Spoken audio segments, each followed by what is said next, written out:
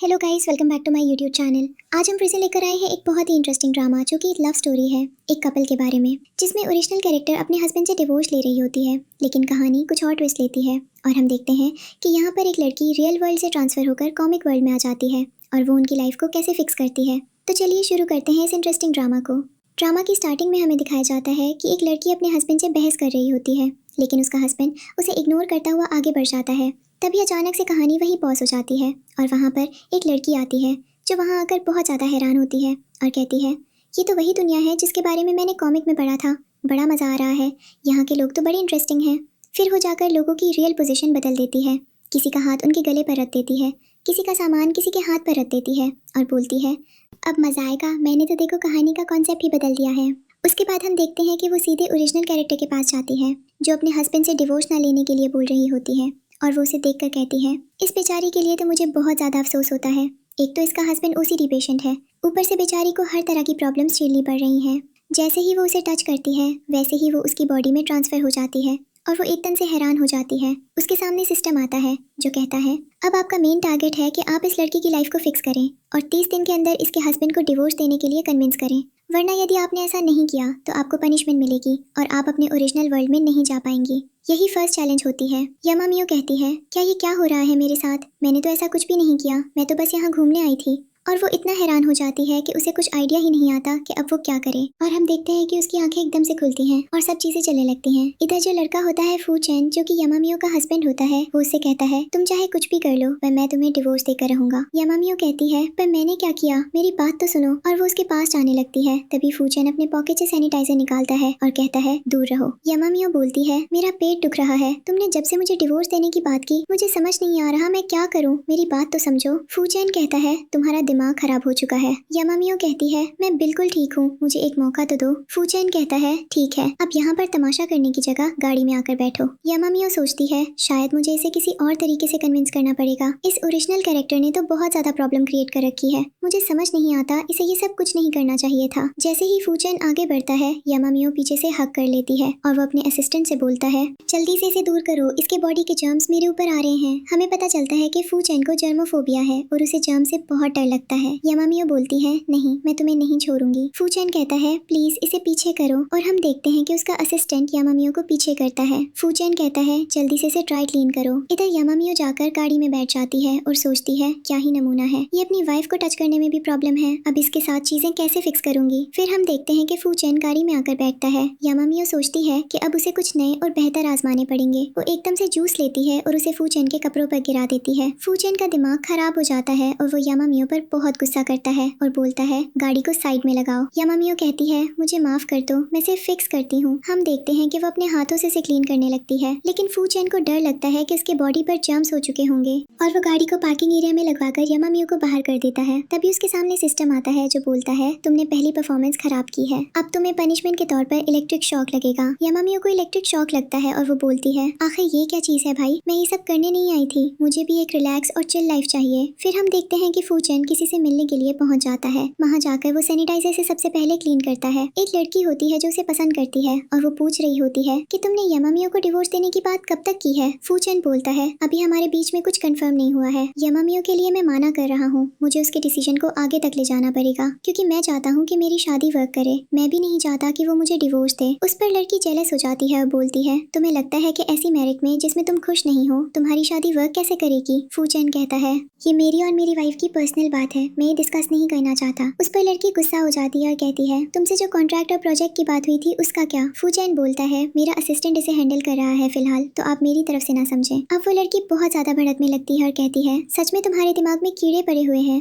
तुम्हारे पास अकल नहीं है, तुम ये नहीं देख रहे हो कि कोई लड़की तुम्हारे लिए कितनी कोशिश कर रही है और तुम उसकी जगह एक ऐसी लड़की के पीछे घूम रहे हो जिसे मैंने कभी अपना माना भी नहीं था। फूचेन उसकी बात सुनता है और उसे वहां से जाने के लिए बोल देता है। यामामियो सोचती है, मुझे कुछ ना कुछ करना पड़ेगा क्योंकि अगर ऐसा ही चलता रहा तो मैं पनिशमेंट खा खा कर रह जाऊंगी। हमें दिखता है कि तभी उसे वहाँ फूचेन दिखाई देता है और वो डिसाइड करती है वो फूचेन को अपने वश में करने की कोशिश करेगी। और हम देखते हैं कि जैसे ही वो ऐसा करती है सिस्टम उसे फिर से इलेक्ट्रिक शॉक देता है और उसे रिमाइंड कराता है कि उसके पास बहुत कम समय है, केवल 3 दिन। यामामियो को समझ नहीं आता कि वो क्या करे और सोचती है, मुझे इंसान के करीब जाने की कोशिश करनी होगी। तभी वो सैनिटाइज़र निकालती है और सोचती है, मुझे समझ नहीं आता मैं क्या करूं। तभी घर की नौकरानी आती है और वो सिर्फ गर्म पानी लेकर देती है, लेकिन तब तक वहाँ फूचैन आ जाता है। फूचैन को देखकर यामामियो अपने फेवरेट फुटवेयर निकाल कर बोलती है, अपना बैग मुझे दो और इन्हें पहनकर रिलैक्स हो जाओ। लेकिन फूचैन उसकी हालत देखकर और ज़्यादा चढ़ जाता है और उसे इग्नोर करता हुआ आगे बढ़ने लगता है। लेकिन तब यामामियो उसे धक्का देती है और उसके पास आ जाती है और बोलती है, अभी भी तुम्हें मुझसे प्रॉब्लम हो रही है? फूचैन उसे पुश करता है और बोलता है, 1000 बार कहा है, अपने जर्म्स को मुझसे दूर रखो। और वो फिर से खुद को सैनिटाइज करने लगती है और वहाँ से चला जाता है। सैनिटाइजर की बोतल से यामामियो को नफरत हो जाती है और वो सोचती है, जब से ये इंसान हर 2 मिनट में सैनिटाइज कर रहा है, मुझे इसको रोकना होगा। मैं इसकी सारी प्लानिंग ख़त्म कर दूंगी और इसे रियलाइज़ होगा कि ये किस लड़की के साथ रह रहा है। उसके बाद हम देखते हैं कि फूचैन डिनर कर रहा होता है। यामामियो जाकर डिनर टेबल पर बैठ जाती है।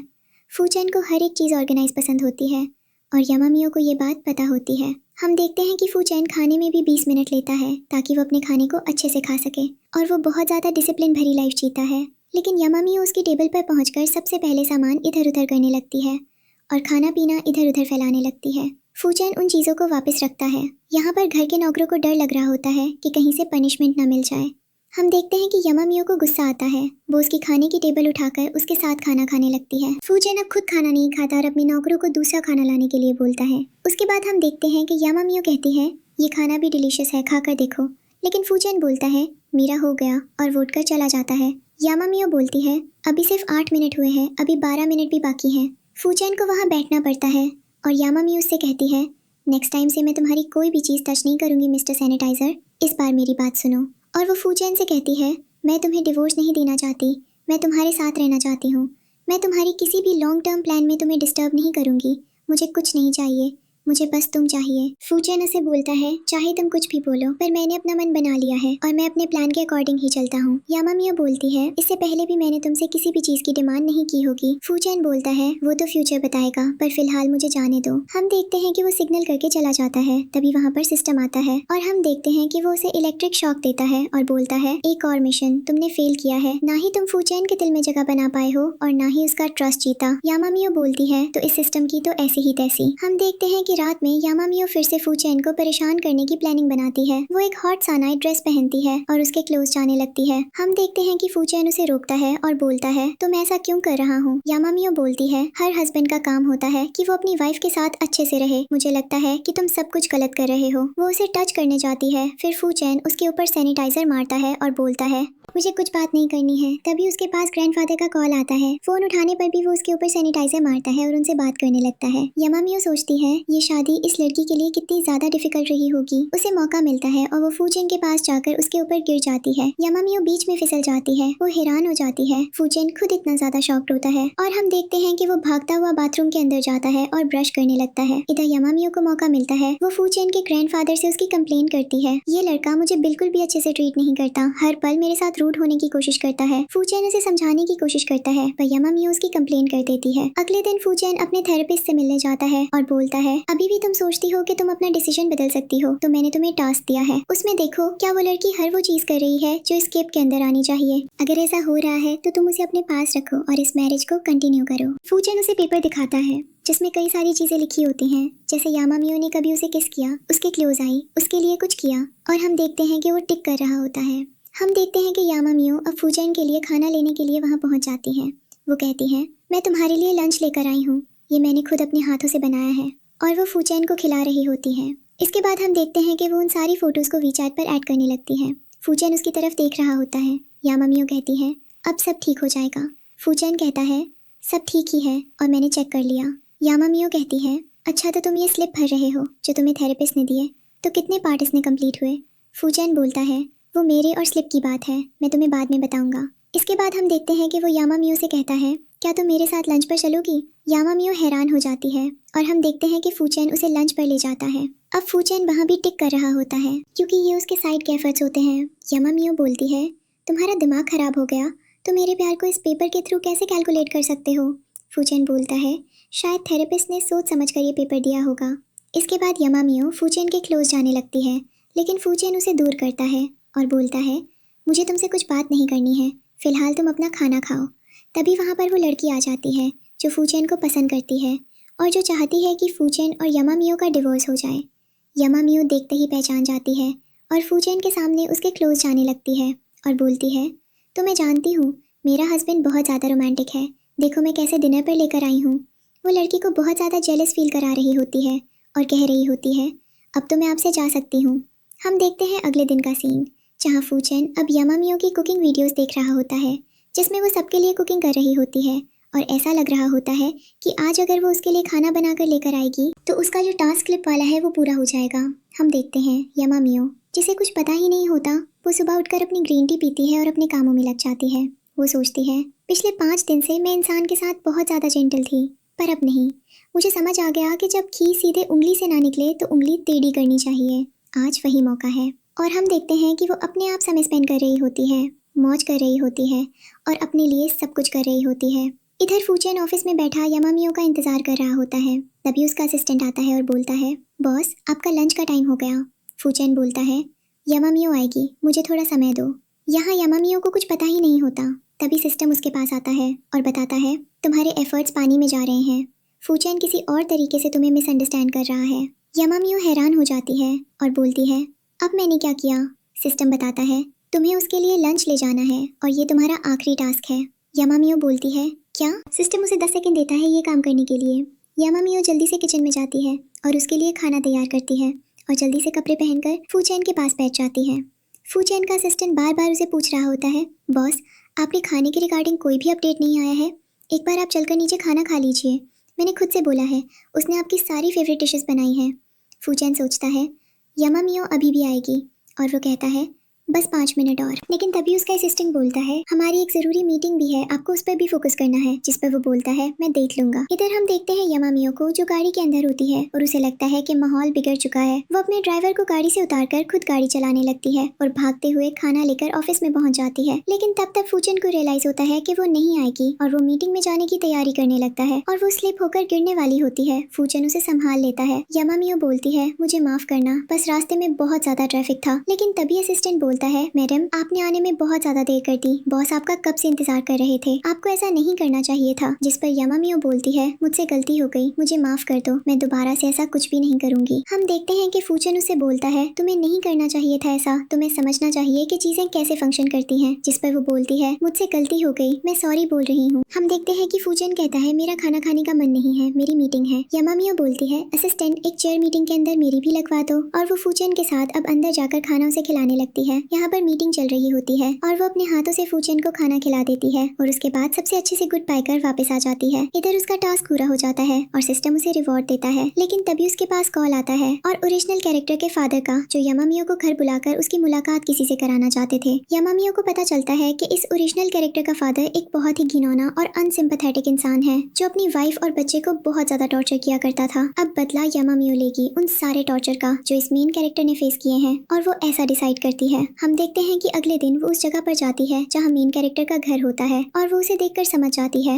इधर हम देखते हैं कि उसका डैड उसका इंट्रोडक्शन करवाता है एक नई लेडी से, जो उसकी गर्लफ्रेंड होती है। पर यामामियो को वो कुछ खास पसंद नहीं आती, उल्टा वो उसकी बहुत ज्यादा बेइज्जती करती है और बोलती है, मेरे डैड ने कभी ऐसा रिकॉग्निशन मेरी मॉम को तो नहीं दिया। जिस पर वो लोग बात टालने के लिए खाना खाने की बात करते हैं। यामामियो खाने वाली टेबल पर बैठी होती है। यहाँ पर उसके जो डैड होते हैं वो उसके हस्बैंड की वेल्थ की बहुत ज्यादा तारीफ करता है। पर यामामियो बोलती है, वो सब कुछ मेरे हस्बैंड ने अपनी मेहनत से कमाया है, तो मैं किसी को मेरा फालतू में तो नहीं देने दूंगी। और वो उनकी बहुत ज्यादा इंसल्ट कर रही होती है और उन्हें उल्टी सीधी जवाब दे रही होती है। तभी वहाँ उसकी मॉम आती है, जो उसे कहती है, मुझे तुमसे कुछ बात करनी है। और वो यामामियो को अंदर ले जाती है और बोलती है, तुम क्या कर रही हो, तुम्हें डैड के गुस्से के बारे में नहीं पता। अगर उन्हें गुस्सा आ गया तो वो तुम्हारे ऊपर हाथ उठा देंगे। उनके साथ ज्यादा बदतमीजी मत करो, अच्छे से ट्रीट करो। यामामियो बोलती है, लेकिन अब बस वो वक्त चला गया जब हम इस इंसान से डरते थे, पर ना ये इंसान मेरी रिस्पेक्ट डिजर्व करता है और ना ही मेरा डर। अब मैं इसे मजा चखाऊंगी। जिस पर उसकी मॉम बोलती है, बेटा तुम्हें तो पता है वो किस तरीके के आदमी हैं, हमें उनके साथ पंगा नहीं लेना चाहिए, तुम भूल चुकी हो। यामामियो बोलती है, पर आज मेरा वक्त है, मेरा टाइम है, मैं उन्हें बताऊंगी कि उनके साइकोलॉजिस्ट उन्हें क्या सिखाना चाहते हैं और वो क्या सीख रहे हैं। और वैसे भी ये लेडी मेरे घर में नहीं आएगी या आपकी जगह नहीं ले सकती। हम देखते हैं कि वो इग्नोर करके सीधे घर आने लगती है। लेकिन तभी उसके पास सिस्टम का कॉल आता है, जो बताता है कि फूचेन के पास जाने की इमरजेंसी है, अगर चीजें बिगड़ गई तो बहुत बात खराब हो जाएगी। पर यामामियो सिस्टम के अपडेट को इग्नोर करके अपनी फ्रेंड को बुलाती है और उसे बोल देती है बहुत वक्त से तुमसे मुलाकात नहीं हुई, चलो घूमने चलते हैं। हम देखते हैं कि वो उसके साथ क्लब जाती है, डांस कर रही होती है और बहुत सारे हैंडसम लड़कों को हायर करती है और उनके साथ फैन करने की बात करती है।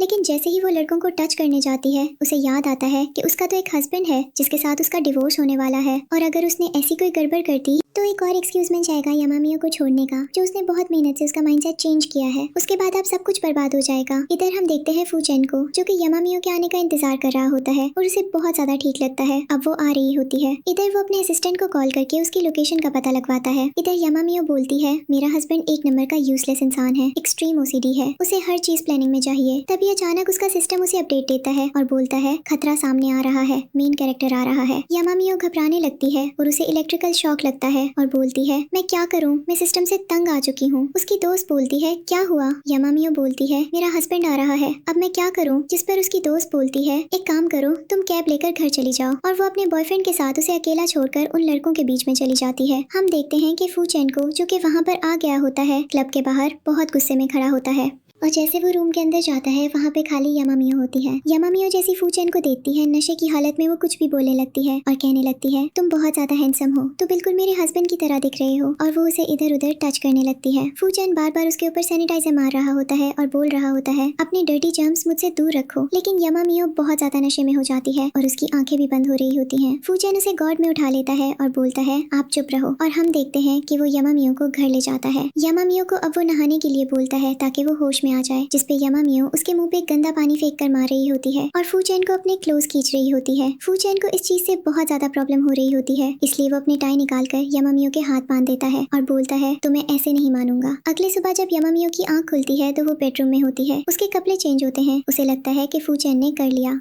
तो उसका फायदा उठाया, पर जब वो चेक कर देती है तो उसके बॉडी पर कोई निशान नहीं होते और वो बोलती है मैं फूचेन को क्या एक्सप्लेन करूं कि मैं क्लब क्यों गई थी। वो रेडी होकर नीचे आती है ब्रेकफास्ट करने पर। फूचेन उससे कोई सवाल या जवाब नहीं करता। तबीयत अचानक से यामामियो के पास उसकी दोस्त का कॉल आता है, जो उसे बताती है कि जिस लड़के को उसने क्लब में अपने एंटरटेनमेंट के लिए सिलेक्ट किया था वो उसका एड्रेस मांग रहा है, और वो बात फूचेन कॉल पर सुन लेता है और वैसे तैसे करके फोन कर दिया और बोलती है मुझसे गलती हो गई है, मैं दोबारा ऐसा नहीं करूंगी। फूचेन उसे इग्नोर करके ऊपर चला जाता है। यामामियो को लगता है कि इस बार वो नाराज नहीं हुआ, आखिर उसके एटीट्यूड में इतना चेंज कैसे? उसे लगता है कि सारी चीजें अंडर कंट्रोल हैं। इधर हम देखते हैं फूचेन अपने असिस्टेंट से बोलता है मेरा और यामामियो का एक ट्रिप की प्लानिंग करो। इधर फूचेन के पास एक डिनर का इन्विटेशन भी आया होता है, जिसका वॉइस ओवर यामामियो की अचीवमेंट से होता है, और हम देखते हैं कि फूचेन उस इन्विटेशन को भी सैनिटाइज करके लेता है और उसे पढ़ता है। अगले दिन का सीन दिखाया जाता है और वो इन्विटेशन में जाती है और वो बहुत प्यारी लग रही होती है। सभी लोग उसकी बात कर रहे होते हैं, गर्ल्स से ऑटोग्राफ ले रहे होते हैं और वो बोलती है ये दुनिया इतनी भी बुरी नहीं है, रियल वर्ल्ड में तो बहुत ज्यादा मेहनत करनी पड़ती है लोगों के दिल में राज करने के लिए। और हम देखते हैं कि उसके बाद उसे वहाँ पर फूचेन दिखाई देता है और वो उसके पास जाती है और बोलती है देखो हम दोनों सेम पार्टी में आए, आपके पास भी यहाँ का इन्विटेशन आया था। फूचेन बोलता है हाँ मेरे पास भी इन्विटेशन आया था, और फूचेन उसे देख रहा होता है और उसे वो बहुत ज्यादा सुंदर लग रही होती है और वो स्टेज पर जाती है और उसे बुलाया जाता है स्पीच देने के लिए और बताने के लिए कि ये डिनर किस लिए रखा गया है। यामामियो जाकर अपनी स्पीच स्लिप अपने हाथ में लेती है और जैसे वो कुछ बोलने वाली होती है उसे रियलाइज होता है कि किसी ने उसकी स्पीच चेंज कर दी। अब उसे समझ नहीं आता कि पार्टी में वो क्या करे। सभी लोग देख रहे होते हैं कि वो अब क्या बोलेगी, लेकिन यामामियो अब क्या कर सकती थी क्योंकि माहौल बदल चुका होता है। और यहाँ पर यामामियो को अब आइडिया याद आता है कि वो खुद से कुछ भी बोलेगी। माइके लेकर वो एक बहुत अच्छी स्पीच देती है, अपने काम के बारे में बताती है और लोगों को ऐसी कई चीजें करने के लिए प्रेरित कर दिया। लेकिन फूचेन अपने असिस्टेंट को भेज देता है पता लगाने के लिए कि यामामियो की स्पीड के साथ किसने छेड़छाड़ की, और हम देखते हैं कि यामामियो के लिए सभी लोग ताली बजाते हैं और उसकी तारीफ करते हैं। और वो नीचे उतर कर आती है तो फूचेन उसके पास आता है और बोलता है तो मुझे घबराने की जरूरत नहीं है, मैंने अपने असिस्टेंट को भेज दिया है, पता चल जाएगा कि ये छेड़छाड़ किसने की। और यहाँ पर हम देखते हैं कि उसकी असिस्टेंट भी उसके पास आती है और बोलती है आपने बहुत अच्छा परफॉर्म किया है, एक्सपेक्टेड नहीं था कि बिना किसी लिखी हुई स्पीच के आप इतना कुछ बोल पाएंगे। हम देखते हैं कि फूचेन उसे पार्टी से निकाल कर बाहर आता है। उसका असिस्टेंट उसका सैनिटाइजर लेकर खड़ा होता है, पर फूचेन को तो याद भी नहीं होता है और उसकी जर्नोफोबिया यहाँ पर एक मूवमेंट पर यामामियो के कंसर्न के लिए खत्म हो चुकी होती है। यामामियो अपनी दोस्त से मिलकर बात करती है और यहाँ पर उसे कुछ लोग जो कि इसके कॉम्पिटिटर होते हैं वो देख रहे होते हैं, और क्या होता है इनका तमाशा बहुत जल्दी बनने वाला है क्योंकि ये दोनों एक दूसरे से डिवोर्स लेने वाले हैं। फूचेन यामामियो की गाड़ी में बैठकर इंतजार कर रहा होता है। यामामियो से माफी मांगती है और कहती है मुझसे कुछ जरूरी बात कर रही थी तो मैं देर तो नहीं हुई। फूचेन बोलता है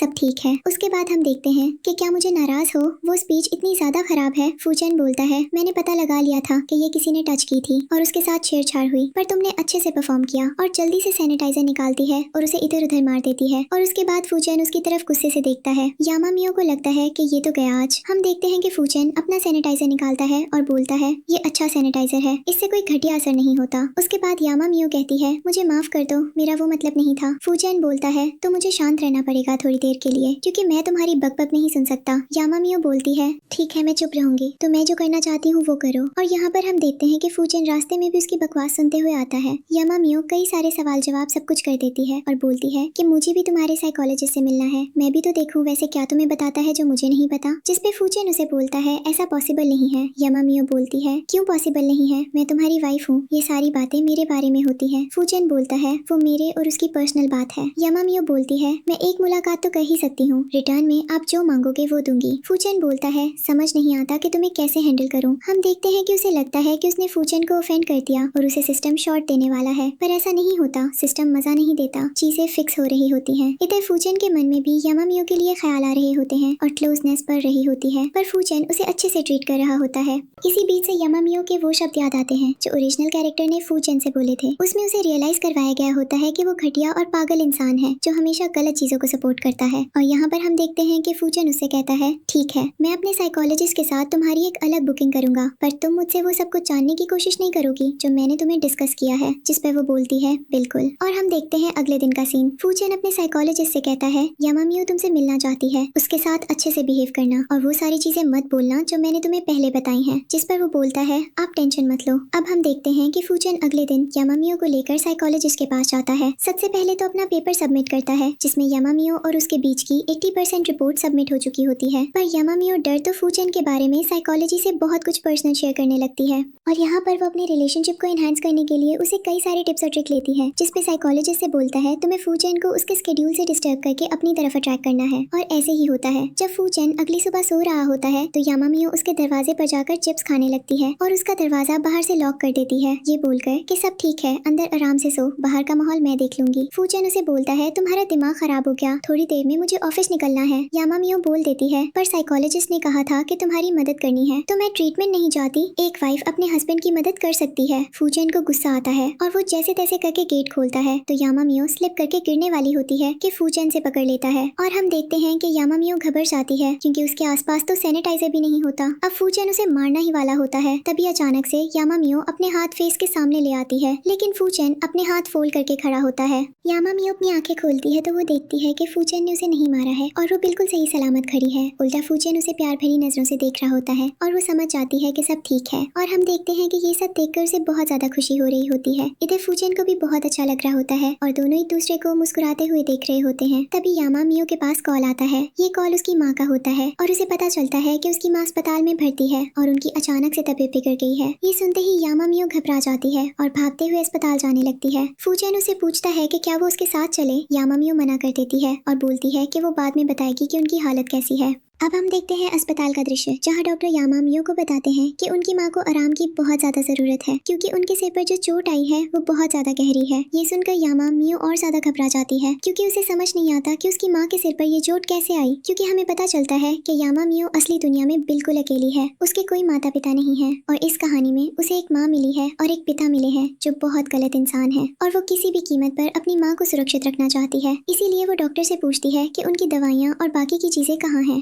डॉक्टर बताते हैं कि वो सारी चीजें उसके पिता को दे दी गई हैं और वो बहुत जल्दी लेकर आ जाएंगे। ये सुनकर यामामियो को और चिंता होने लगती है। इधर हम देखते हैं कि यामामियो के पिता अपनी प्रेमिका के साथ खड़े होते हैं। उसकी प्रेमिका उसके पिता से कह रही होती है कि आपको तनाव लेने की कोई जरूरत नहीं है, आपकी पत्नी बहुत जल्दी ठीक हो जाएगी। अक्सर ऐसी छोटी मोटी चोटें घर के कामकाज में लगी जाती हैं। ये सुनते ही यामामियो को बहुत ज्यादा गुस्सा आ जाता है और वो बोलती है कि आपको इस तरह से बात करने का हक किसने दिया है? आप मेरी माँ की चोट को एक मामूली बात बनाकर टाल रही हैं। आपको पता है कि इससे उनकी जान भी जा सकती थी। फिर वो और गुस्से में बोलती है कि आप तो खुद किसी और के घर में घुसकर बैठी हैं। 24 घंटे आप लोग मेरी माँ से नौकरों की तरह काम करवाते हैं और फिर उम्मीद करते हैं कि उन्हें चोट नहीं लगेगी, उन्हें आराम की जरूरत है। और अगर अगली बार मैंने अपनी माँ के साथ कुछ भी गलत होते हुए देखा तो तुम दोनों की इज्जत पूरे इंटरनेट पर उछाल दूंगी और सारी सच्चाई सबके सामने ले आऊंगी। ये मेरी चेतावनी नहीं बल्कि सीधी चुनौती है और ये बात याद रखना। ये सब कहकर यामामियो वहाँ से जाने ही लगती है कि तभी अचानक वहाँ फूचेन आ जाता है और पूछता है कि आखिर यहाँ क्या समस्या हो गई है, माँ की तबीयत कैसी है। फूचेन को देखते ही यामामियो के पिता का रवैया बदल जाता है और वो बहुत अजीब तरीके से व्यवहार करने लगते हैं। वो फूचेन से बहुत अच्छे से पेश आते हैं, लेकिन तभी फूचेन साफ शब्दों में कह देता है कि आप मेरी पत्नी से दोबारा इस तरह से बात नहीं करेंगे। इसके बाद हम देखते हैं कि फूचेन यामामियो को अपने साथ ले आता है और वो एक जगह बैठकर सोच रही होती है कि इतने समय से फूचेन ने अपनी ससुराल वालों को क्यों नहीं देखा, क्योंकि इस कहानी का असली किरदार कभी ऐसा कर ही नहीं पाया। आज देखो फूचेन के आते ही इन घटिया लोगों की जुबान कैसे बंद हो गई, अपनी पत्नी के लिए चिंता दिखाने लगे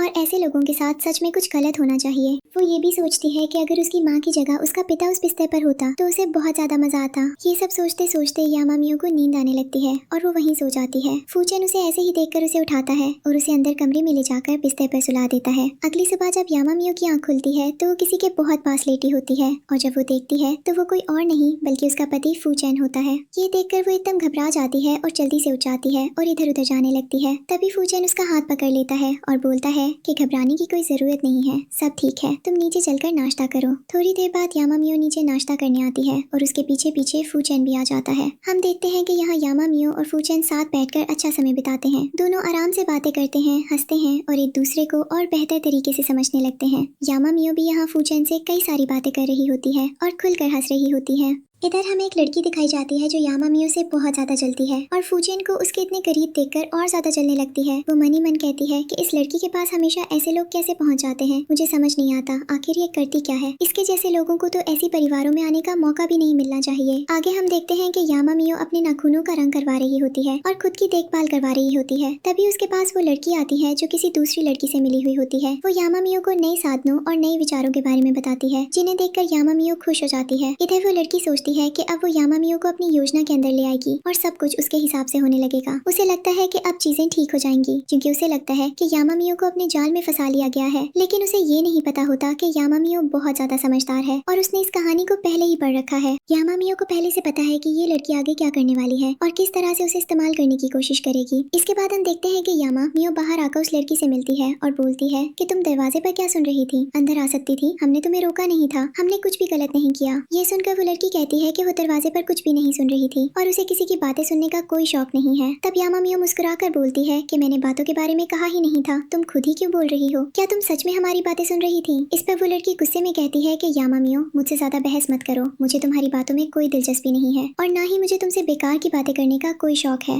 ये कहकर वो वहाँ से जाने लगती है, लेकिन तभी वो लड़की यामामियो को रोक लेती है और बोलती है कि मैं अभी भी चेतावनी दे रही हूँ, फूचेन को छोड़कर इस जगह से कहीं दूर चली जाओ, उसे तलाक ले लो, क्योंकि वो तुम्हारे लायक नहीं है। तुम्हें पता है ना कि तुम्हारा एक प्रेमी भी है। इस पर यामामियो शांत स्वर में बोलती है कि मुझे ये सारी बातें तुम्हें समझाने की कोई जरूरत नहीं है। तभी अचानक वहाँ फूचेन आ जाता है। वो अपने असिस्टेंट के साथ आया होता है और बोलता है कि मेरी वाइफ को अगर कोई सजेस्ट लेने की कोशिश करेगा तो शायद मैं उसे पनिशमेंट के तौर पर बहुत बड़ा ऑफेंस मानूंगा। ये सुनकर वो लड़की हंसने लगती है और कहने लगती है कि मैं तो बस मजाक कर रही थी, क्योंकि यामामियो और मैं बहुत अच्छे दोस्त बन चुके हैं, हम मजाक भी तो कर सकते हैं, है ना यामामियो। वो यामामियो की तरफ देखती है और अंदर ही अंदर सोचती है कि ये कितनी बड़ी पलटू है, एक मिनट में इसने अपनी पूरी बात पलट दी और तब से मुझे समझा रही थी कि मुझे फूचेन को छोड़ देना चाहिए। यामामियो उसे जवाब देती है कि वैसे मैंने तो नहीं कहा था कि फूचेन को डिवोर्स देना चाहिए, क्योंकि फूचेन बहरे तो नहीं है। तभी हम देखते हैं कि यहाँ पर वो लड़की यामामियो से कहती है कि वैसे मैं बता दूं, शाम की पार्टी का तुम्हारा कोई इनविटेशन नहीं आया, शायद लोग तुमसे मिलना नहीं चाहते, उन्हें तुम्हारी हरकतों के बारे में पता चल गया है। ये कहते हुए वो लड़की यामामियो का मजाक बनाने लगती है और बोलती है कि शायद तुम्हारी हरकतें ठीक होती तो लोग तुमसे मिलने में इंटरेस्टेड होते। मुझे तो उस पार्टी का इनविटेशन भी आया है और उन लोगों ने मुझे चीफ गेस्ट के तौर पर भी बुलाया है, यही मेरा बिगेस्ट फ्लेक्स है तुम्हारे सामने। इस पर यामामियो उस लड़की की बहुत ज्यादा टांग खींचती है और उसे चुराते हुए वहाँ से वापस आकर सीधा फूचेन की गाड़ी में बैठ जाती है और बोलती है कि कितनी बोरिंग लड़की है, फालतू के रूमर्स फैला रही थी मेरे बारे में, मुझे तो तुम्हारे अगेंस्ट करने की कोशिश कर रही थी, लेकिन मैं इतनी इंटेलिजेंट हूँ कि मैंने उसकी बातों पर ध्यान ही नहीं दिया। फूचेन उसे कहता है कि वैसे हमें सिविल ब्यूरो चलकर अपनी डिवोर्स एप्लीकेशन वापस ले लेनी चाहिए। यामामियो बोलती है कि अगर तुम्हारा मन हो तो हम कर सकते हैं, अगर अभी भी तुम्हें लग रहा है कि मैं तुम्हें बहुत ज्यादा परेशान कर रही हूँ या तुम्हें डिस्कम्फर्ट दे रही हूँ तो तुम मुझे बता सकते हो। फूचेन उसे जवाब देता है कि ऐसी कोई बात नहीं है, मैं खुश हूँ कि तुम मेरे साथ हो। इसके बाद वो यामामियो को कुछ वीडियोस दिखाता है और फिर हम देखते हैं कि दोनों घर के सामने उतरते हैं और फूचेन बताता है कि ग्रैंडफादर तुमसे मिलना चाहते हैं। यामामियो बोलती है कि मैं रेडी हूँ और जैसे ही वे घर के सामने उतरते हैं यामामियो उसका हाथ पकड़ लेती है और बोलती है कि अगर हम ऐसे दूर दूर से जाएंगे तो ग्रैंडफादर को शक हो जाएगा कि हमारे बीच अभी भी सब ठीक नहीं है, तुम चाहते हो कि ऐसा हो। फूचेन बोलता है कि बिल्कुल भी नहीं और यामामियो की समझदारी देखकर उसे बहुत ज्यादा खुशी हो रही होती है। ग्रैंडफादर का बटलर यामामियो और फूचेन को हाथ पकड़े हुए आता देखता है और भागते हुए ग्रैंडफादर के पास जाता है और बोलता है कि वे दोनों एक दूसरे का हाथ पकड़े हुए आ रहे थे।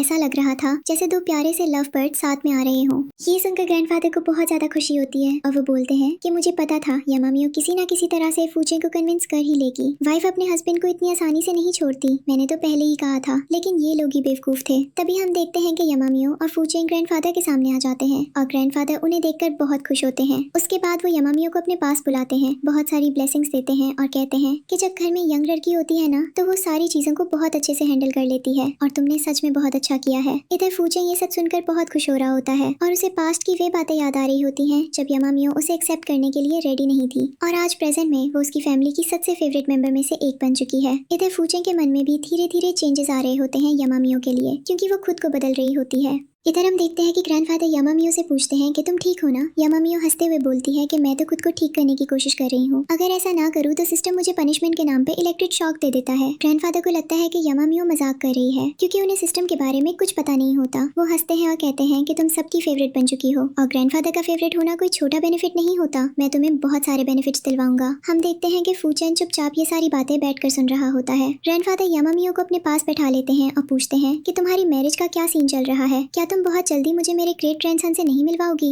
यामामियो बोलती है कि वो मुलाकात भी हो जाएगी जल्दी ही, लेकिन अभी आपने ये सोचा कि हमारी मैरिज को पब्लिक करवाने का क्या सीन रहेगा। ग्रैंडफादर बोलते हैं कि मैंने डिसाइड कर लिया है, बस मैं तुम लोगों की स्केड्यूल जानना चाहता हूँ क्योंकि मैं चाहता हूँ कि अपने सिटी के जितने भी टॉप और रिच फ्रेंड्स हैं उन सबको बुलाऊं। इस पर यामामियो कहती है कि क्यों ना हम इन सब चीजों के बारे में बाद में डिस्कस करें क्योंकि मुझे लग रहा है कि फूचेन अभी थोड़ा बिजी है। फूचेन ये सब सुन रहा होता है। तभी यामामियो जल्दी से कुछ निकालकर ग्रैंडफादर को दिखाती है। वो बोलती है कि वैसे तो हमने अपना मैरिज सर्टिफिकेट पहले ही ले लिया है, आपको टेंशन लेने की जरूरत नहीं है, हम ऑफिशियली मैरिड हैं, पर हमने किसी भी तरह की कोई डाइवोर्स एप्लीकेशन भी नहीं डाली है, आप टेंशन फ्री रहिए। ये सुनकर ग्रैंडफादर का स्ट्रेस कम हो जाता है। तभी ग्रैंडफादर फूचेन से कहते हैं कि अब तुम यहाँ से जाओ, मुझे मेरी डॉटर इन लॉ से अकेले में कुछ बात करनी है। फूचेन बोलता है कि मैं तो तब से चुपचाप बैठा हूँ, आप दोनों ही आपस में बातें कर रहे हैं, मैं तो बीच में बोला भी नहीं, फिर अब जाने की क्या जरूरत है, आप मुझे यही बता दीजिए आपको उससे क्या बात करनी है। ग्रैंडफादर बोलते हैं कि मुझे उससे बात करनी है। इस पर यामामियो बोलती है कि आपको डिवोर्स लेना है फूचेन, अगर आप नहीं गए तो मैं सारी सच्चाई ग्रैंडफादर को बता दूंगी। ये सुनकर फूचेन बोलता है कि ठीक है, लेकिन कोई फालतू की बातें मत करना।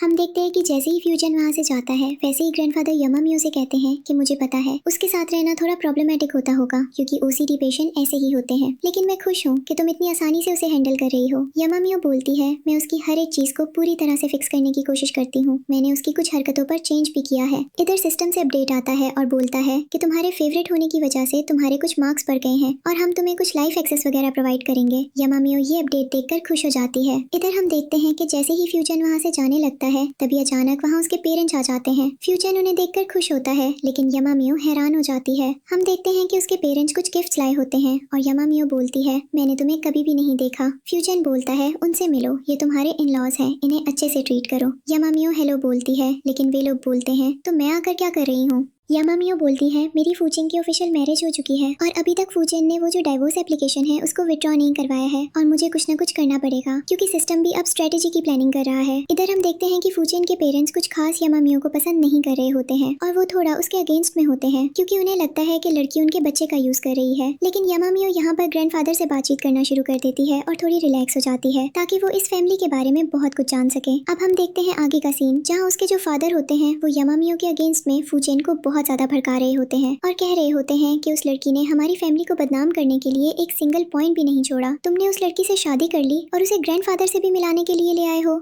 इधर फ्यूजन बोलता है मॉम आप डैड को समझाइए, वो लड़की बेस्ट है, उससे बेहतर कोई नहीं हो सकता था क्या? आपको लगता था कि इस फैमिली में कोई ऐसी लड़की आ जाएगी जिसको मेरे ओसीडी पेशेंट होने से कोई प्रॉब्लम ना होगी? सबको होती है, आप मेरे पेरेंट्स होकर इतना ज्यादा परेशान हो जाते हैं, अगर कोई रैंडम लड़की से शादी करके लाता तो वो क्या हाल कर देती। इधर उसकी मॉम बोलती है इसकी चिंता तुम नहीं करते। तब वहाँ यामामियो आ जाती है और बोलती है अंकल आंटी क्या मैं आपसे थोड़ी देर बैठकर कुछ डिस्कस कर सकती हूँ? मैंने फ्यूजन को कभी भी पैसे के लिए यूज नहीं किया, उसके दिल में जो भी मेरे लिए है वो सब कुछ मेरा बनाया हुआ है। जब हमारे बीच प्रॉब्लम्स भी चल रही थी हमने अच्छे से बैठकर सॉल्व किया क्योंकि हमें एक दूसरे के साथ रहना था। हमें पता है हम एक दूसरे के अलावा कोई भी नहीं झेल सकता। अगर आपको लगता है कि मैं आपके बेटे के लायक नहीं हूँ तो मैं उसे डिवोर्स दे दूंगी। पर फ्यूजन बोलता है नहीं तो ऐसा कुछ भी नहीं करोगी, मैं खुश हूँ तुम्हारे साथ और मुझे किसी को एक्सप्लेन करने की जरूरत नहीं है।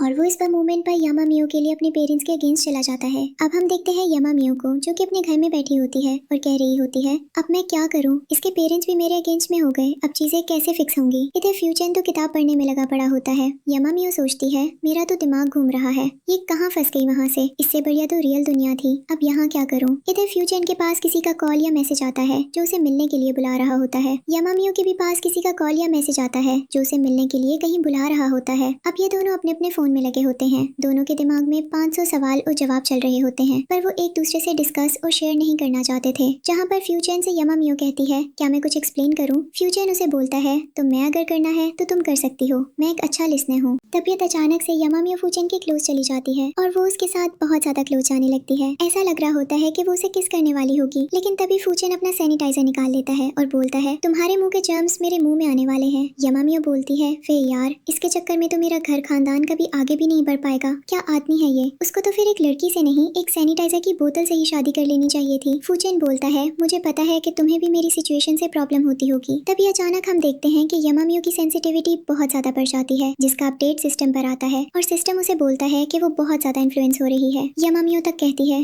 सिस्टम प्लीज मुझे किसी तरह का इस मोमेंट पर शॉक नहीं चाहिए, मैं ऑलरेडी परेशान हूँ कि मैं फ्यूचन के पेरेंट्स से कैसे डील करूँ। इधर फ्यूचन उसे बोल रहा होता है कि तुम क्या बड़बड़ाती रहती हो, मुझे कुछ न कुछ करना पड़ेगा, और वो वही सोफे पर सिर रखकर सो जाती है। यहाँ पर हम देखते हैं कि फ्यूचन अपने ओसीडी होने के ट्रीटमेंट को फुलफिल करवाने के लिए इधर उधर डॉक्टर से अपॉइंटमेंट ले चुका होता है, ताकि वो नॉर्मल ह्यूमंस की तरह जर्म्स के साथ भी सर्वाइव कर सके। डॉक्टर यहाँ पर उसे प्रॉमिस करती है कि वो स्टेटमेंट के साथ फ्यूचन को बहुत जल्दी ठीक कर देगी। इधर हम देखते हैं कि यामामियो वहीं पर सो जाती है। फ्यूचन उसके ऊपर सैनिटाइजर की बोतल मारता है और एक बार फिर उसे गोद में उठाकर अंदर बेडरूम पर ले जाता है और उसके क्लोज जाने वाला होता है कि तभी यामामियो की आंख खुल जाती है और बोलती है, नहीं नहीं, मेरे कपड़ों से दूर रहो, मैंने उतार लूंगी तुम करके रहते। फ्यूचन बोलता है, तुम वहाँ सो गई थी, मैंने सोचा ये कपड़े बहुत ज्यादा अनकंफर्टेबल होंगे तुम्हारे लिए, इसलिए तो मैं तुम्हारा नाइट सूट पहना दूं। यामामियो बोलती है, इतनी बड़ी गलती मत करो, ये मैं कर लूंगी। और वो फ्यूचन से कहती है, मुझे तो लगता है कि तुम मुझे लेकर नाते हो रहे हो। फ्यूचन उसे बोलता है, तो हम क्या बकवास कर रही हो, कुछ भी नहीं, तुम अपना काम करो। और हम देखते हैं कि फ्यूचन एक बार फिर किताब लेकर पढ़ने के लिए बैठ जाता है। इधर यामामियो अंदर जाकर चेंज करती है और वहाँ जो शैम्पू की बोतल और सारी चीजें फ्यूचन में लगी होती हैं वो उन्हें इधर उधर बिखेर देती है। तबीयत अचानक से गेट खुलता है, फ्यूचन वहाँ आता है और बोलता है, तुम मंदिर करके आ रही थी यामामियो। गिरने वाली होती है, फ्यूचन उसे पकड़ लेता है। यामामियो बोलती है, कुछ भी नहीं, बस एक जरूरी काम कर रही थी, तो मैं क्या करूँ। फ्यूचन बोलता है, कुछ भी नहीं। और हम देखते हैं कि जैसे ही वो इधर उधर सामान फैला हुआ देखता है वो उसे अपने ओसीडी होने की वजह से फिक्स करने लगता है। यामामियो बोलती है, बहुत बड़ी गलती हो गई ना मुझसे, इसकी तो पनिशमेंट मुझे मिलनी चाहिए। फ्यूचन बोलता है, तुम बहुत बड़ी पागल हो। यामामियो बोलती है, ठीक है, पूरी रात तुम ऐसे फिक्स करो, हम कल मिलते हैं। तभी अचानक फ्यूचन को एक सीन याद आता है जब यामामियो और फ्यूचन का डिवोर्स होने वाला था, पहली वाली ओरिजिनल यामामियो के साथ। तो वो फ्यूचन से अक्सर ऐसे रूठ जाया करती थी और मिसबिहेव किया करती थी, बदतमीजी किया करती थी।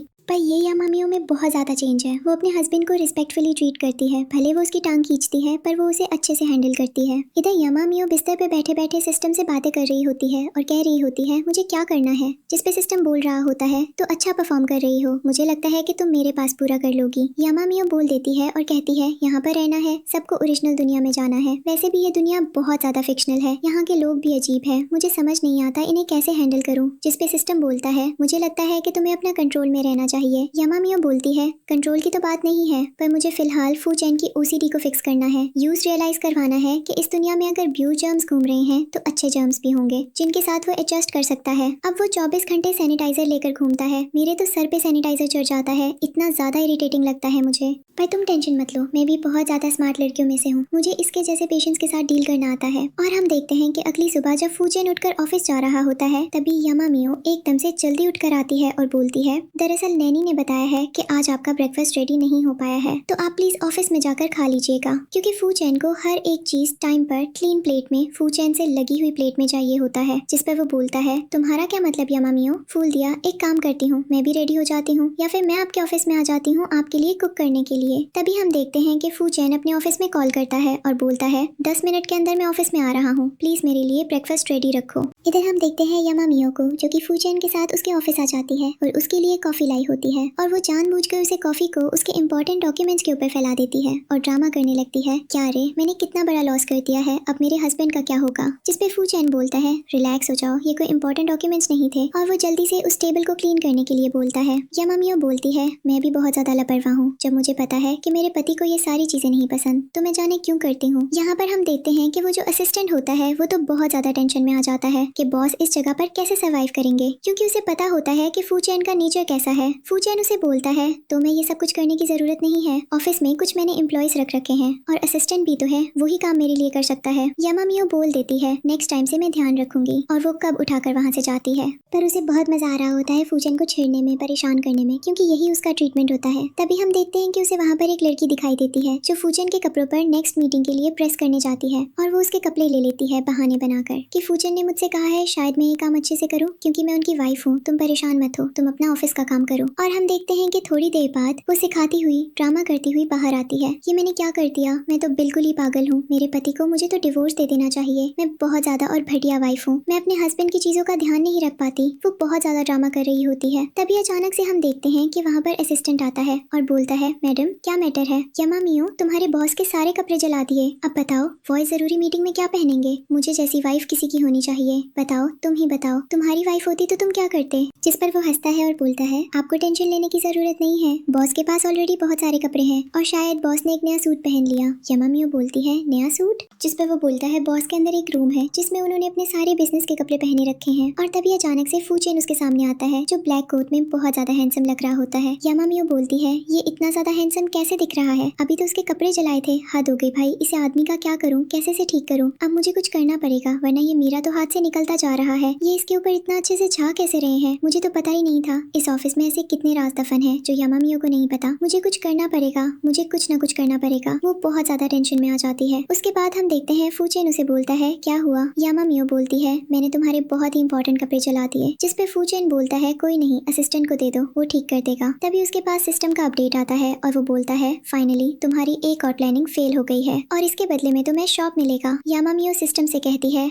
फिलहाल मुझे छोड़ दो, मैं चीजों के साथ फंक्शन करने की कोशिश कर रही हूँ। पर सिस्टम उसे इग्नोर करके शाउट देता है। अभी भी फूचेन उसके साथ में खड़ा होता है और बोल रहा होता, तुम क्या कर रही हो ये सब कुछ। यामामियो बोलती है, तुम नीचे जरूरी मीटिंग में जा रहे हो ना, तुम वहाँ जाकर वाइन मत पीना, मुझे बहुत अजीब सा विजन आ रहे हैं। और इधर हम फ्लैशबैक का सीन दिखाते हैं जहाँ पर यामामियो को पता होता है कि एक लड़की जो फूचेन को पसंद करती है वो उसकी ड्रिंक में कुछ ड्रग्स वगैरह मिलाने वाली है ताकि वो उसे यूज करके उसके साथ कुछ गलत हरकतें कर सके, और इसलिए वो डिसाइड करती है कि वो इस पार्टी में जरूर जाएगी। और हम देखते हैं कि वो जल्दी से रेडी होती है और फूचेन के साथ उसे पार्टी में जाती है। सभी लोग उसे देख रहे होते हैं और उनकी तारीफ करना शुरू करते हैं और कहते हैं, ये हस्बैंड वाइफ तो साथ में बहुत ज्यादा अच्छे लगते हैं। इधर हम देखते हैं कि यामामियो याद कर रही होती है कि इस किताब में ऐसा क्या क्या लिखा था जिसके बारे में उसे नहीं पता और उसने किसी से डिस्कस नहीं किया। कुछ तो ऐसा था जो वो बताना चाहती थी लोगों को, पर उसने डिस्कस क्यों नहीं किया। तभी हम देखते हैं कि फूचेन से बोलता है, तुम जाकर बाकी के गेस्ट से मिलो, मैं जरूरी लोगों से मिलकर आता हूँ। इधर यामामियो जाकर वहाँ पर रखे हुए खाने पीने को उठाने लगती है और फूचेन उसे देख रहा होता है क्योंकि उसे यामामियो बहुत ज्यादा प्यारी लग रही होती है। इधर यामामियो कई सारे लोगों से मिल रही होती है, बातचीत कर रही होती है। तभी उसे वहाँ पर एक बिजनेसमैन दिखाई देता है जिसे यामामियो अच्छी लगती है और उसे लगता है कि ये लड़की ऐसी रैंडम पार्टी में जाकर लोगों की लाइफ और बाकी की चीजें डिस्टर्ब करती है ताकि वो उनके क्लोज जा सके और रिच लोगों के साथ कनेक्शन बनाती है। और वो सब बोलता है, ठीक है तो मैं जो चाहिए मैं देने के लिए रेडी हूँ, पर इसके बदले में मुझे क्या मिलेगा। यामामियो बोलती है, मुझे लगता है कि आपने ध्यान से सुना नहीं, मुझे कुछ भी नहीं चाहिए, मेरा हस्बैंड मेरे साथ है और हमें किसी भी चीज की जरूरत नहीं पड़ती। जिस पर वो बोलता है, आप तमाशा करना बंद करो और मुझे बताओ। यामामियो बोलती है, तुम जबरदस्ती मेरे गले में क्यों पड़ रहे हो, मैंने तुमसे किसी चीज की डिमांड की। जिस पर वो बोलता है, डिमांड की नहीं है, मुझे लगता है कि तुम्हें कुछ चाहिए। यामामियो कहती है, अरे भाई हद हो गई है, ऐसा मुझे क्या चाहिए, क्या आप मुझे मेरे इंटेंशन से मैं कोई भिखारी लगती हूँ। जिस पर वो बोलता है, बात भिखारी की नहीं है, तुम बहुत ज्यादा ब्यूटीफुल हो, अगर तुम मेरे साथ वक्त और टाइम स्पेंड करोगी तो मैं तुम्हें बहुत कुछ ला कर दूंगा और बहुत सारे पैसे दूंगा कॉम्पनसेशन के तौर पर। यामामियो बोलती है, तो तुम मुझे यहाँ पर खरीदने की कोशिश कर रहे हो, वैसे तो मैं कहाँ से गरीब लगती हूँ, मेरे कपड़ों से, मेरे हेयर स्टाइल से, मेरे मेकअप से मैं गरीब हूँ नहीं। जिस पर वो आदमी बोलता है, मैं तुम्हें मौका दे रहा हूँ। यामामियो बोल देती है, मौका दो, चाहो मौका मत दो, लेकिन मुझे तुमसे कुछ बात नहीं करनी है और नहीं मुझे कुछ एक्सपेक्टेशन है। क्योंकि मैंने तो तुमसे कुछ उम्मीद ही नहीं रखी है। जिस पर वो आदमी कहता है, मैं तुम्हें मौका दे रहा हूँ, अगर ये दिल हाथ से निकल गई फिर मैं तो रोती हुई आना। यामामियो हंसने लगती है और कहने लगती है, तो मैं लगता हूँ कि तुम इतने ज्यादा रिच हो। और हम देखते हैं कि वो उसकी बहुत ज्यादा बेइज्जती करती है। जैसे ही वो आदमी को गुस्सा आता है, वो यामामियो को हिट करने के लिए आगे आता है, लेकिन तभी वहाँ पर फूचेन आ जाता है और फूचेन उसे बिजनेसमैन से कहता है, तुम्हें पता हो ना तुम क्या कर रहे हो, तुम एक बहुत बड़ी गड़बड़ कर रहे हो मेरी वाइफ से पंगा लेकर। यामामियो वहाँ पर ड्रिंक को उसके ऊपर फेंक देती है और बोलती है, इसके जैसे लोगों को पार्टी में क्यों बुलाते हैं जिनके इरादे नेक नहीं होते हैं। मुझे समझ नहीं आता ये पार्टी वाले रिसर्च वगैरह करते हैं कि नहीं करते हैं। फूचेन उसे बोलता है, छोड़ो, इनके जैसे यूजलेस लोग हैं। उसके बाद हम देखते हैं कि यामामियो अब बाहर आ जाती है। फूचेन को एक्सप्लेन करती है, मुझे माफ करना, ये तमाशा मेरी वजह से नहीं हुआ, वो बकवास कर रहा था इसलिए मैं उसे जवाब देना चाहती थी। फूचेन उसे बोलता है, तुम्हें ऐसे लोगों से दूर रहना चाहिए। यामामियो और वो उसे हक करती है और बोलता है, तुम्हें घबराने की जरूरत नहीं है, मैं सब ठीक कर दूंगा। मेरी एक दो मीटिंग से मैं जल्दी से लेकर आता हूँ, उसके बाद हम घर चलेंगे और अच्छा सा डिनर करेंगे। यामामियो बोलती है, सच में? फूचेन बोलता है, हाँ बिल्कुल, तुम टेंशन मत लो। और हम देखते हैं कि इधर यामामियो फूचेन को पार्टी के अंदर जाता हुआ देखती है, जहाँ उसे अवार्ड्स वगैरह मिल रहे होते हैं। और यहाँ हम देखते हैं कि जैसे उसकी आंख जड़ पकती है, फूचेन वहाँ से गायब हो जाता है। उसे पता चलता है कि फूचेन किसी लड़की के साथ बैकयार्ड की तरफ गया है और वो पीछे आती है, तो वहाँ पर पीछे से वही लड़की आ जाती है जो फूचेन को पसंद करती है। वो यामामियो के फोरहेड पर हिट कर देती है और उसे वहाँ से किडनैप करके ले जाती है। इधर हम फूचेन को दिखाते हैं जो कि यामामियो को इधर उधर पार्टी में ढूंढ रहा होता है, क्योंकि अभी तक वो उसे नहीं मिली होती है। उसे समझ नहीं आता कि यामामियो अचानक से पार्टी से कैसे गायब हो सकती है। इधर यामामियो को दिखाया जाता है जो दर्द में तड़प रही होती है, क्योंकि उसने अपने खूनी को नहीं देखा होता जो उसे मारना चाहता है। इधर हम दिखाते हैं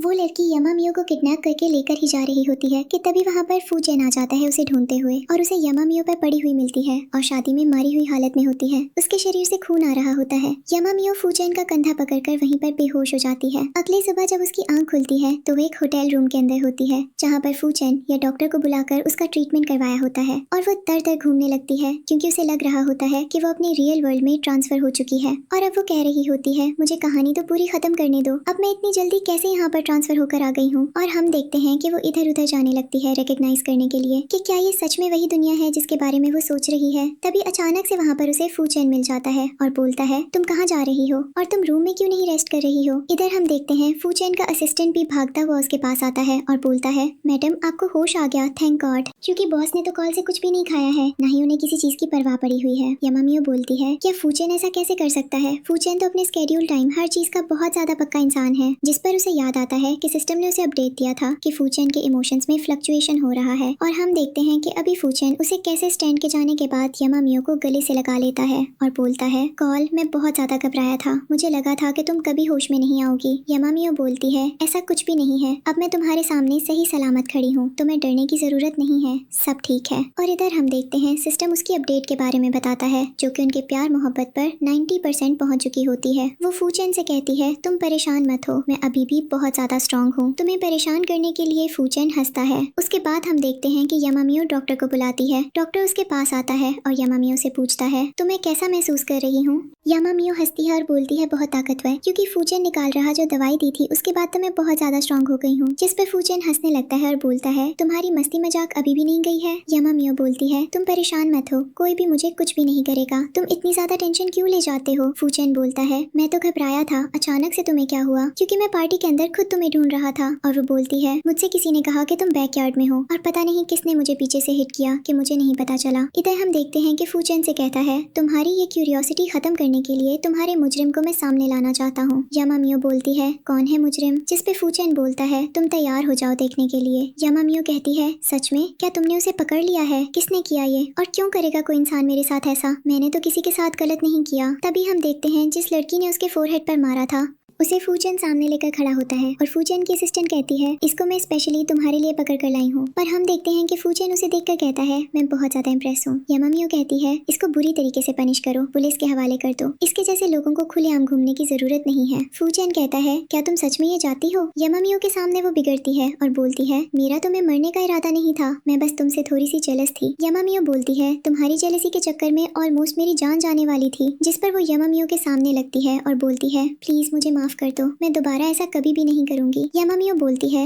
हर क्रिमिनल यही बोलता है, पर क्या करना चाहिए क्रिमिनल जब क्राइम की शुरुआत करें उसी मोमेंट पर उसे सजा दे देनी चाहिए। इधर फूचेन के बचपन की दोस्त है, सब कुछ देखकर उनसे प्रॉमिस करती है कि होने दोबारा कभी भी डिस्टर्ब नहीं करेगी। इधर हम देखते हैं कि उस लड़की को पुलिस ले जाती है। इधर फूचेन की दोस्त जो होती है वो भी अब बहुत ज्यादा खुश होती है और सेट होती है और वहाँ से चली जाती है। इधर यामामियो अब घर आती है और बोलती है फाइनली हमने सब कुछ ठीक कर लिया। फूचेन बोलता है तुम खुश हो ना? यामामियो बोलती है हाँ मैं बहुत ज्यादा खुश हूँ। इधर हम देखते हैं फूचेन को जो कि अब अपने फोन में कुछ मैसेजेस वगैरह चेक कर रहा होता है और इधर जो यामामियो होती है अब वो एक बहुत अच्छी सेलिब्रिटी बन चुकी होती है। लोग अक्सर उसकी फोटोज, वीडियोज और रेसिपी की तारीफ करते हैं और उसे पर्सनली मिलकर उसकी फोटोज और बाकी चीजों को इंटरनेट पे पोस्ट करते हैं। इधर रात के वक्त यामामियो फूचेन के पास सो रही होती है और वो अचानक से अपना खुरापटी दिमाग चलाने लगती है फूचेन को परेशान करने के लिए, क्योंकि उसे नींद नहीं आ रही होती है। और जैसी वो देखती है कि फूचेन उसके पास में सोया हुआ है, वो अपना हाथ उसके पास में रख देती है और अगली सुबह जब उसकी आंख खुलती है तो फूचेन पहले उठ जाता है और वो यामामियो को उठाकर बोलता है सैनिटाइजर कहाँ है, लेकिन तभी उसे पता चलता है कि उसका टास्क पूरा हो चुका है, पर फूचेन ने उसे बिना कंसल्ट किए कुछ किया है। वो एकदम से उठती है और बोलती है क्या पनिशमेंट चाहते हो तुम? मुझे मेरी बिना परमिशन के केस तुमने क्यों किया? फूचेन बोलता है क्योंकि मैं तुम्हारा हस्बैंड हूँ और तुम मेरी वाइफ हो, इतना करने का तो मेरा हक बनता है।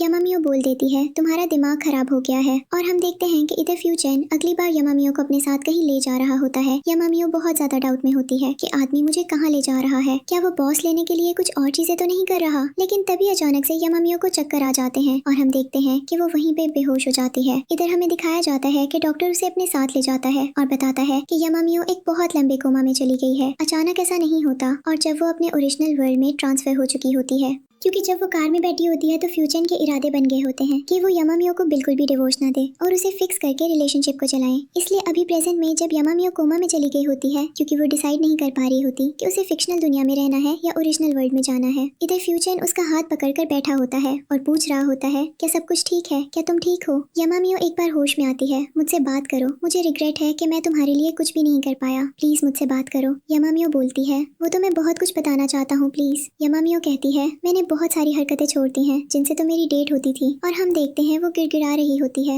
इधर यामामियो की आंख खुलती है और वो अपने घर में होती है और बोलती है कहाँ हूँ मैं? उसे लग रहा होता है कि वो फिक्शनल दुनिया में है, लेकिन जब वो खुद को रियल वर्ल्ड में देखती है उसका दिल मान से टूट जाता है और उसे बहुत बुरा लग रहा होता है। वो कह रही होती है आखिर ये रियलिटी क्या है, आखिर ये सारी चीजें क्या है? इधर वो इधर उधर जाकर गेट खोलने की कोशिश करती है और बोलती है प्लीज मुझे यहाँ से जाने दो। फूचेन परेशान हो रहा होगा, सिस्टम ने कहा था कि जब तक सर्टिफिकेट नहीं मिलेगा मुझे वहाँ से नहीं आने देंगे, अभी तो सर्टिफिकेट भी नहीं मिला था। वो बुरी तरह टूट जाती है और कहती है अब मैं क्या करूँ? और हम देखते हैं कि वो इमोशनल हो जाती है। तभी उसे अचानक वहाँ पर एक लड़की की आने की आवाज सुनाई देती है। ये लड़की वही होती है जो फूचेन को अपना चाइल्डहुड लवर बताती है। वो ड्रेस लेकर आती है और रोती है। यामामियो बोलती है तुम यहाँ क्या कर रही हो, ये ओरिजिनल वर्ल्ड है। जिस पर वो लड़की बोलती है मैं किताब से आई वही कैरेक्टर हूँ, जो सिस्टम तुम्हें ऑपरेट कर रहा था वो मैंने बनाया था। यामामियो बोलती है क्या तो तुमने मुझे वहाँ फंसाने की कोशिश की थी? वो लड़की बोलती है हाँ, हमेशा से फूचेन से शादी करना चाहती थी, सोचा ऐसे करके शायद उसके क्लोज आ जाऊंगी क्योंकि तुम यहाँ पे फंस कर रही हो। यामामियो बोलती है तुम पागल हो चुकी थी चाचा, तुम कितने लोगों की लाइफ डिस्ट्रॉय कर रही थी। वो लड़की बोलती है मैं खुद के अंदर एक मॉन्स्टर देख पा रही हूँ, शांत हो जाओ और मुझे वापस जाने की ट्रिक्स बताओ। यामामियो कहती है मैं वापस जाना चाहती हूँ, मैं जाने दूंगी, पर तुम क्या चाहती हो? फिलहाल मुझे फूचेन चाहिए और कोई भी नहीं, कृपया मुझे वहाँ जाने दो क्योंकि मैं फूचेन के बिना नहीं रह सकती। वो लड़की कहती है मैं समझ सकती हूँ तुम्हारा दर्द और मैं तैयार हूँ तुम्हें वहाँ ले जाने के लिए। और हम देखते हैं कि तब तक सिस्टम के पास अपडेट आता है कि फूचेन ने पूरी तरह से अपना लव यामामियो को कन्फेस कर दिया होता है। और यहाँ हम देखते हैं कि यामामियो बहुत ज्यादा खुश हो जाती है और एकदम से गायब होकर उस कैरेक्टर के पास पहुंच जाती है जहाँ उसे होश आता है। फूचेन इमोशनल होता है और वो उसे देखकर एकदम खुश हो जाता है। वो कहता है अब मैं ठीक हूँ। इधर हम देखते हैं कि फूचेन का असिस्टेंट आकर उन्हें सारे अपडेट्स देता है। अगली सुबह यामामियो फाइनली अपनी डिवोर्स एप्लीकेशन वापस लेकर अपने घर आ रही होती है। उसकी मॉम बहुत खुश होती है कि फाइनली उनकी बेटी की लाइफ सेटल हो गई। यामामियो बस इसलिए खुश होती है क्योंकि वो फूचेन के पास वापस आ गया। फूचेन उसे बोलता है अब मुझे ऐसे हंसकर देखना बंद करो। यामामियो कहती है तो मेरा हस्बैंड हो तो मैं ऐसे देख सकती हूँ। तभी अचानक वहाँ पर उसकी आंटी आ जाती है जो उसके डैड की गर्लफ्रेंड होती है और वो यामामियो से कहती है कुछ प्रॉपर्टी देने की बात हो रही थी, कितनी प्रॉपर्टी मेरे नाम करोगी? यामामियो हंसती है और बोलती है तुम हो कौन, तुम्हारी बॉडी से कितनी गंदी बदबू आ रही है, क्या किचन में कुकिंग करके आई हो? मुझसे दूर रहो, मैं तुम्हें कुछ भी नहीं दूंगी। फूचेन का असिस्टेंट आकर उस औरत को दूर करता है और बोलता है हमारी प्यारी वाइफ को परेशान मत कीजिए। और उसके बाद वो दिखाता है कि मैडम के पास कितनी ज्यादा प्रॉपर्टी आ चुकी है, जिसे सुनकर वो लड़की हैरान हो जाती है और हम देखते हैं कि वो पागल हो जाती है। वहाँ पर पुलिस आकर उस औरत को ले जाती है। अगले सीन में हम देखते हैं कि फूचेन और यामामियो एक दूसरे के साथ लव कर रहे होते हैं हैं, रोमांस कर रहे होते हैं और फाइनली यामामियो फूचेन के कंधे पर सर रखकर कैरी होती है। वो बहुत लकी है कि उसे फूचेन जैसा पार्टनर मिला। फूचेन भी बहुत खुश हो रहा होता है और बोल रहा होता है, मैं तुम्हारे साथ एक बड़ी सी फोटो लेकर इस घर में लगवाऊंगा। अब फूचेन की ओसीडी भी पूरी तरह से ठीक हो चुकी होती है और यामामियो के आने से अब्बू पूरी तरह से हील कर गया होता है और इसलिए वो लास्ट टाइम उसे किस करता है और इसी के साथ इस ड्रामा की हैप्पी एंडिंग हो जाती है।